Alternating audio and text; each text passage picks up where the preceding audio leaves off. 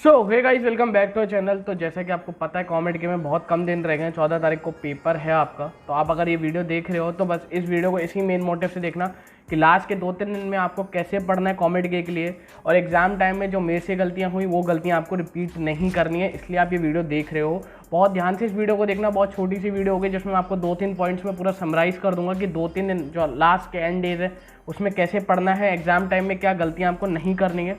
तो जो सबसे पहली चीज़ है, एग्ज़ाम टाइम में आप जितने हो सके उतने क्वेश्चंस को अटेंड करिए, क्योंकि नेगेटिव मार्किंग नहीं है। तो ट्राई करना पूरे क्वेश्चंस को अटेंड करने की। इससे ये होगा कि अगर आप 2-3 तुक्के भी लगा देते हो और उनमें से एक भी सही हो तो आपको नंबर मिलेंगे, और नेगेटिव मार्किंग है ही नहीं।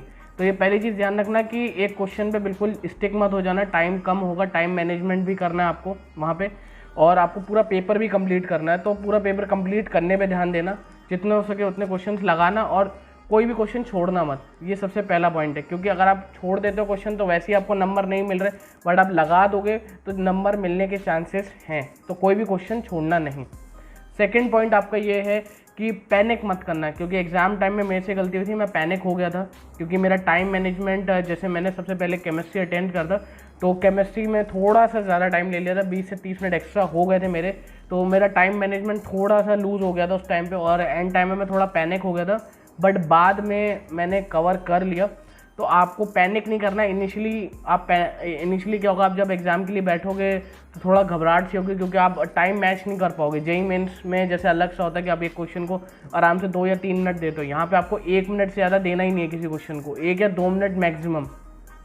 तो जब मैं शुरुआत में होता क्या कि हम 2-3 मिनट दे देते हैं हर एक क्वेश्चन को, तो वो थोड़ा सा हमें लगता है कि भाई कैसे होगा। तो ये पैनिक की सिचुएशन को हैंडल करने के लिए बस गहरी सांस लेना और सोचना मुझे जितना जल्दी हो सके पेपर कंप्लीट करना है ना।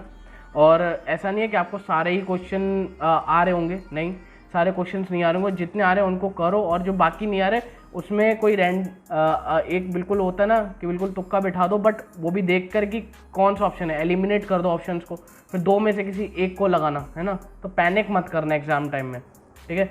थर्ड स्ट्रेटेजी आपकी ये है कि एग्ज़ाम से 2-3 दिन पहले जो अब आप बैठे हुए हो, अब आपका सारा रिवीजन हो चुका है, तो आपको बस एक ही चीज़ करनी है कि जितने भी फॉर्मूलेज हैं, जैसे केमिस्ट्री में पूरा जितना फॉर्मूलेज हैं उनको एक पेपर पे लिख देना, फिजिक्स में जितने फॉर्मूलेज हैं उनको एक पेपर में लिख लेना, मैथ के जितने फॉर्मूलेज हैं उनको एक पेपर में लिख लेना। तो 3 पेपर हो गए। तो क्या होगा ना कि जब आप जा रहे होगे एग्ज़ाम हॉल की तरफ, या जब आप जा रहे होगे, या 2-3 दिन जब आप कुछ भी कर रहे होगे, तो ये पेपर अपने साथ रखना। जितना हो सके फॉर्मूले रिवाइज करते रहना, एक जगह जॉट डाउन कर देना इतने सारे फॉर्मूले, उनको बार बार रिवाइज करना।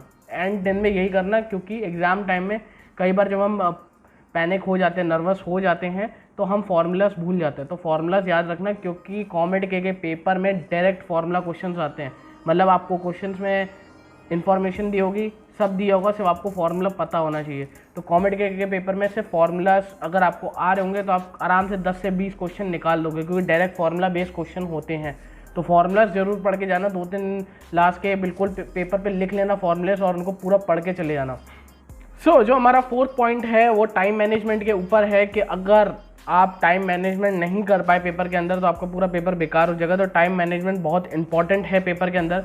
सबसे पहले अगर आप केमिस्ट्री करते हो तो केमिस्ट्री को कम ही टाइम देना, जितना हो सके 45 मिनट्स के अंदर केमिस्ट्री को ख़त्म कर देना। केमिस्ट्री ईजी भी होगी, डायरेक्ट जल्दी आप टिक कर लोगे अगर आपकी इनऑर्गेनिक केमिस्ट्री अच्छी होगी और ऑर्गेनिक केमिस्ट्री अच्छी होगी, क्योंकि ऑर्गेनिक का वेटेज करीबन 30 से 40 क्वेश्चंस आ सकते हैं, इनऑर्गेनिक में 25 क्वेश्चंस आ सकते हैं। तो इनऑर्गेनिक और ऑर्गेनिक में थोड़ा सा वेटेज ये है कि आप जल्दी जल्दी इनको टिक कर सकते हो, और टिक करके आपके क्वेश्चंस खत्म भी हो जाएंगे जल्दी से, और केमिस्ट्री जल्दी खत्म भी हो जाएगी। तो ट्राई करना केमिस्ट्री को जल्दी खत्म करने का। देन फिजिक्स में आपका फार्मूला बेस्ड क्वेश्चन होंगे, मैथ्स में भी आपके फार्मूला बेस्ड क्वेश्चन होंगे।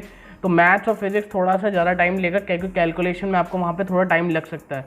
तो टाइम ऐसे मैनेज करना है केमिस्ट्री जल्दी हो जाए, और जो बाकी का टाइम है वो आप फिजिक्स और मैथ्स को दे पाएँ। ओके, तो हम बढ़ते हैं अपने अगले पॉइंट की तरफ। जो 5th पॉइंट ये है कि कई क्वेश्चंस में आपके जो ऑप्शंस होता है, जो आपका 4th ऑप्शन होता है वो ऑल ऑफ द अबव होता है। तो 75% चांस होता है, 70% चांस होता है कि वो क्वेश्चन का answer all of the above ही है। तो अगर आपको कुछ समझ में नहीं आ रहा क्वेश्चंस के बारे में, कोई नॉलेज नहीं है, बट आपका option all of the above दिया गया है क्वेश्चन में, तो टिक मार लेना।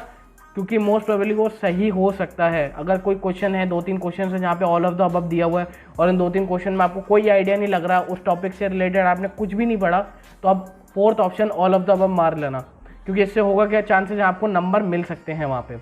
सो गाइस, लास्ट पॉइंट बहुत इंपॉर्टेंट है, प्लीज़ अपनी हेल्थ का ध्यान रखना। रात को जल्दी सो जाना एक दिन पेपर से पहले, और सुबह लाइट मील लेके जाना, कोई प्रॉब्लम नहीं होनी चाहिए पेपर के टाइम पे। All the best to you. और अभी जल्दी से जाओ, वीडियो को बंद करो, जल्दी से जाओ पेपर में, एक पेपर लो और जिसमें सारे फॉर्मूलेस लिख लो, क्योंकि ये बहुत इंपॉर्टेंट है। अगर आपको फॉर्मूलाज आएंगे तो पूरा क्या आधा पेपर भी आप अच्छे से अटेंड कर पाएंगे, पूरा नहीं कह सकते। कुछ क्वेश्चंस आपके होंगे जो आपको सॉल्व करने पड़ेंगे, जिनमें आपको दिमाग लगाना पड़ेगा, बट आधे क्वेश्चन जैसे हो सकते हैं जो डायरेक्ट फार्मूला बेस है। तो जल्दी से जाओ, फार्मूलाज जितने भी हैं, जितने आपको फार्मूलाज मिलते हैं उनको एक पेपर में लिख लो, टॉपिक वाइज उनको लिख लेना, एक टॉपिक लिखना ऊपर, उसके जितने भी फॉर्मूलेज हैं वो पेपर में लिख लो और उनको जितना हो सके उतना रिवाइज कर लो। ये एक ऐसी स्ट्रेटेजी है लास्ट के 2 दिन में जो आपको अच्छा खासा एक जितना आपके नंबर आ रहे होंगे उससे 20 या 30 नंबर और आगे आ सकते हैं, और आपको रैंक में 3 से 4 हज़ार का फ़र्क दिख सकता है। तो प्लीज़ ये काम करना, और all the best to you. मिलते हैं अगली वीडियो में।